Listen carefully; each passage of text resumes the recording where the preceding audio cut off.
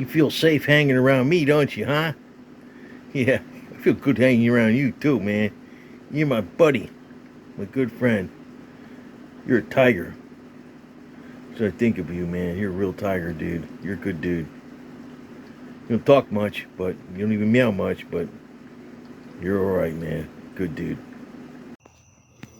You know, I got a question actually for the internet. So I'm kind of working on a 1250 kit, and you can see the dirty head is back. Everything where the gasket surfaces is real clean. Took me way longer to clean the base gasket area up than all the rest of it. I was working on it for maybe 3 hours today. Probably an hour and a half was cleaning the base gasket, more so than even the head. But anyway, that's part. The old base gaskets were like a paper fiber. That's the base gasket from here to there. And they stuck on there really bad, you know, and also the old rocker gaskets were the same way too. The one that goes from the main rocker box to the head. I remember I spent like 3 hours cleaning those things off before one time, but the new ones are metal. So this is the piston. See, look at this.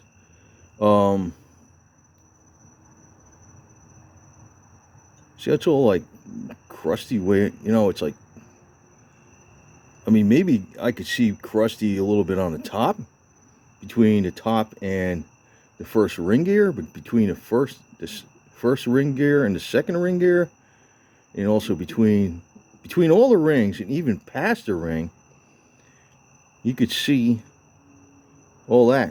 Now, this thing had a lot of blow-by on it, and I'm wondering if I think I saw on here before when I was looking at it with the borescope, it said 20 over on it someplace.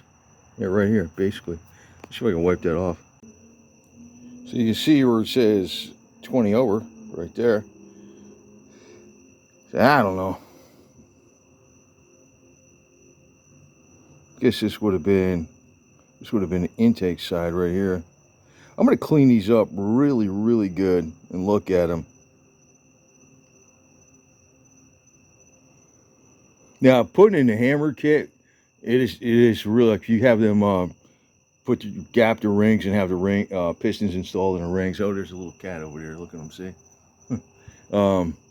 It makes it a lot easier, but the problem is always cleaning everything up. And no, I didn't, you know, I could have really cleaned the heck out of that head. I cleaned it everywhere really good, where you see where the intake goes or the exhaust goes and the gasket surfaces and the top part, that's all super clean. I did not get this like super, I cleaned it off with brake cleaner, but I didn't get it all super shiny silver and stuff because, you know, I wanted to get any kind of crap inside where the valves are and stuff. So, you know, just got all the surfaces cleaned, but it'll take you longer to clean the base gaskets than anything. But their kit is really, really simple to install. But I'm really putting this video out because I'm like wondering what is going on with this. This thing had some crazy amount of blow-by, and these pistons had about, not the bike, but these pistons had about 40,000 miles. And I was super duper worried about the bottom end being messed up. It is definitely not messed up. It's real tight. It's S&S stuff too. I was hoping it was good because it's S&S, but because if this was messed up, why was this messed up? I noticed the lifters when I changed them a year and a half ago, they weren't messed up. I was just doing it as a precaution. But why is this? What's going on here? You know? I'm going to clean this up right now and take a look at. So this would be the intake side. Which side looks worst? You see some minor scratches on here. The cylinders I looked at, the cylinder wasn't that bad. I didn't do the back one yet. I'm kind of like just doing one and the other. So that one's torqued down. It's like nine. It's got the cometic gaskets. It's a different procedure. It's 9 foot-pounds. Then it's 14. Then it's 22. Then it's 35. And it's 42 for the final. And you do them like this. You do that one, then this one, and this one. And the reason you do this side first is because it's different halves. So you do the inside one, then the next one, on that half, then this one, then this one.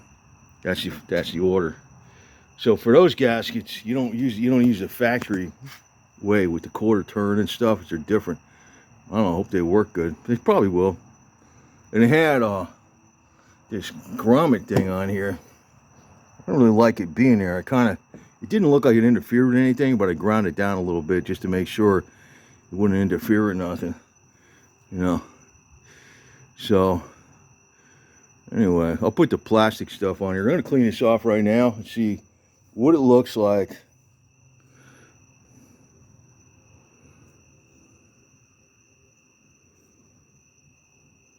This looks like the cruddiest spot right here. I'm gonna clean this right here. All this and just see what the metal looks like underneath there. I'm curious. I was expecting to see piston damage or something when they cleaned up the junk that was on here. And I'm looking at, you could see the horizontal, the lines from like the manufacturing. There's some light lines going up and down. It's not even scuffed up much. What I'm thinking is, I wonder if this was set up wrong or something. It always made a little noise on the top end from day one. I thought it was because it kept the lifters a little loose for like higher RPM or something. But I've been using it like this for years. But the blow by got worse and worse, and you could see, used engines that have a lot of miles on them get this kind of crap, but not that bad, so I cleaned that off, and you could see that focuses in.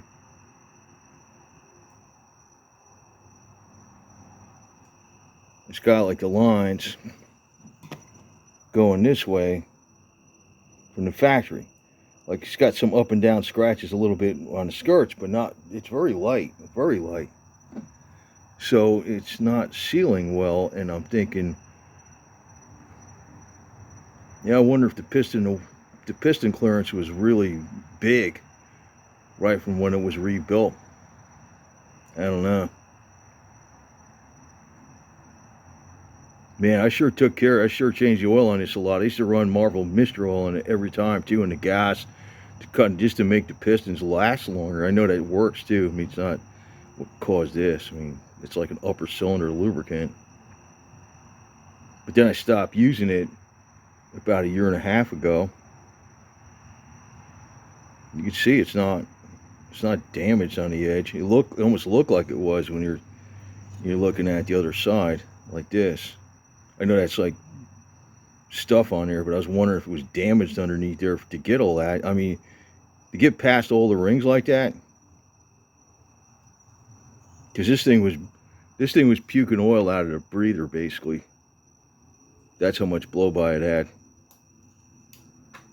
And the front cylinder made a lot of noise, a lot more noise than anything else. And I don't know.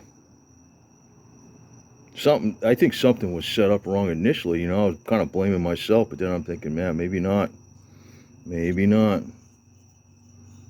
There was a couple mistakes made. He had to correct them, but the guy was good. But because just like nobody does this shit, like rebuilds, like top end stuff and cam and valve jobs and junk like that.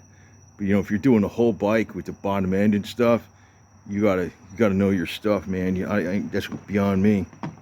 Beyond me. So anyway, I'm gonna put the plastic on here and cover it up and finish it up next week. I'm gonna get some didn't come with intake gaskets. It had the exhaust gaskets and the O-rings and stuff, so we shall see.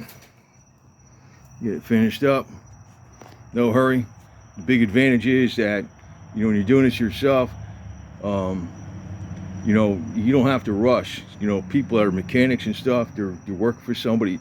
The worst situation is if you're working in some place and the boss is telling you to hurry up, and you're just some slob that's working there for a salary, and hurry up, do this, and hurry up, do that, and you got so much time, and if you don't have any work, you don't get paid because you get paid by the job.